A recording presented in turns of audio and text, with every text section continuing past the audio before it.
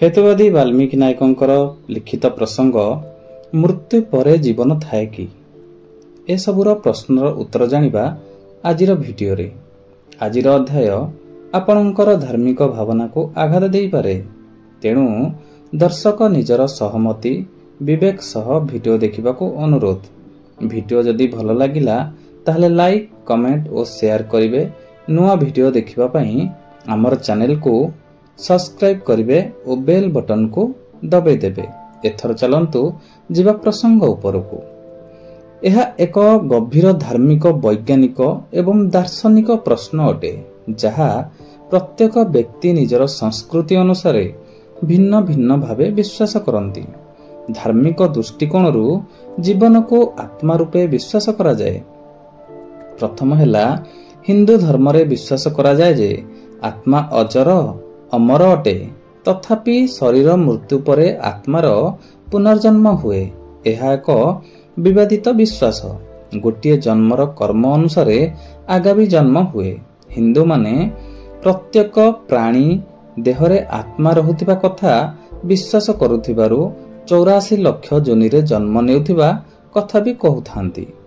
द्वितीय हैला बौद्ध धर्म रे पुनर्जन्म धारण अछि, किंतु आत्मार पुनर्जन्म नुहे। आत्मा ज्ञानर प्राप्ति अबा निर्वाण प्राप्ति मनुष्यर एक पुनर्जन्म बोली विश्वास करती। जैन धर्म रे भी सही भली विश्वास रहिछि।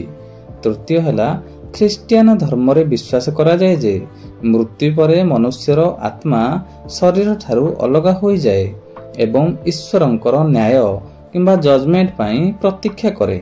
तांकर कर्म अनुसार स्वर्ग किंबा नरक को जाए, किंतु पुनर्जन्म हुए नहीं।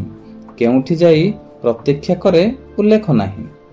चतुर्थ हला इस्लाम धर्म रे मध्य मृत्यु परे मनुष्यर आत्मा बर्जक नामक एक मध्यवर्ती अवस्था रे प्रवेश करे। मध्यवर्ती अवस्था केउठी, आकाश रे ना पृथ्वी रे, ताहा उल्लेख नहीं। एहाकू मृत्यु और कियामत डे ऑफ जजमेंट र स्थिति कुहा जाए।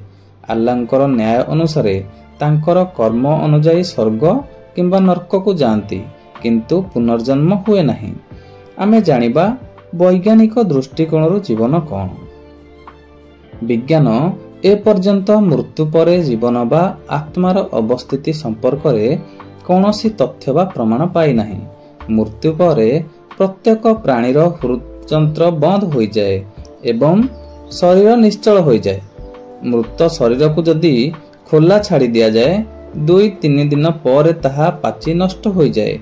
बरफ दिया बाक्स रे सुरक्षित रखिले मध्य ताहा केबे भी चलशील हुए नहीं। तेणु वैज्ञानिक मत ठीक जे मृत्यु परे सबु शेष हो जाए। जीवन बा आत्मा बोली किछि न थाए। चिकित्सा विज्ञानी मानकर गवेषणा अनुसार जेतेबेले शरीर अंग प्रत्यंग एवं मस्तिष्क काम करिबा बंद हो जाए, सेतेबेले जीवन शेष होईगला बोली प्रमाणित हो जाए। चलंतु जानिबा द्वितीय दार्शनिक दृष्टिकोण जीवन कौन। ईश्वर को विश्वास करुनथिबा दार्शनिक माने मने करंती जे मृत्यु परे जीवन नाही।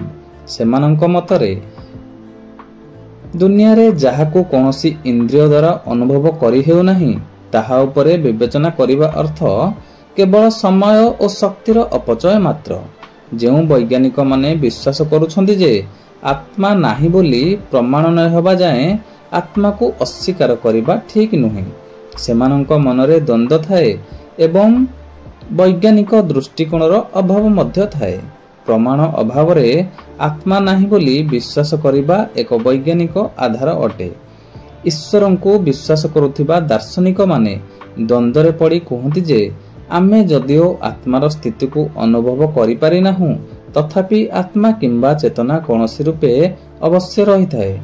सेमाने निजर मत सपक्ष रे अनेक भौतिक जगतर उदाहरण देई तर्क प्रस्तुत करिथांती, जथा वायु देखा जाए नहीं किंतु अछि, दूधरे घृत देखा जाए नहीं किंतु अछि इत्यादि।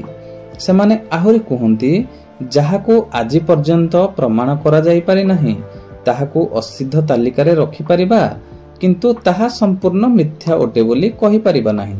ଯଦି କୌଣସି ବିଷୟ ପରୀକ୍ଷଣକ୍ଷମ ନୁହେଁ ତାହାକୁ ସତ ବୋଲି ଅପବିଶ୍ୱାସ କରିବା କିମ୍ବା ତାହାକୁ ସମ୍ପୂର୍ଣ୍ଣ ଭାବେ ମିଥ୍ୟା ବୋଲି ଅସ୍ୱୀକାର କରିବା ଦୁଇଟି ଯାକ ଅବୈଜ୍ଞାନିକ ଭାବ ବୋଲି ଧରାଯିବ। ଆସ୍ତିକ ଦାର୍ଶନିକ ମାନଙ୍କର ଏହି ଉକ୍ତି ଗୁଡ଼ିକ ମୂଳ ରୂପେ ଆର୍ଗୁମେଣ୍ଟ ଫ୍ରମ୍ ଇଗ୍ନୋରାନ୍ସ ଅଜ୍ଞାତରୁ ତର୍କ ବୋଲି କହିପାରିବା। କାରଣ କୌଣସି ଜିନିଷ ଅଛି କି ନାହିଁ ତାହାର ନିଷ୍କର୍ଷ କେବଳ ବିଶ୍ୱାସ ଆଧାରିତ ହେବା ଉଚିତ ନୁହେଁ। ଗୋଟିଏ ସଚେତନ ଦାର୍ଶନିକ ଓ ବୈଜ୍ଞାନିକ ମନରେ ଏହି ଦୁଇ ପ୍ରକାର ବିଚାର ରଖିଥାନ୍ତି ଯେ ପ୍ରମାଣ ଥିଲେ ବିଶ୍ୱାସ କର, ପ୍ରମାଣ ନଥିଲେ ମିଥ୍ୟା ତାଲିକାରେ ରଖ, କିନ୍ତୁ ଅପବିଶ୍ୱାସ ରହିବା ଉଚିତ ନୁହେଁ।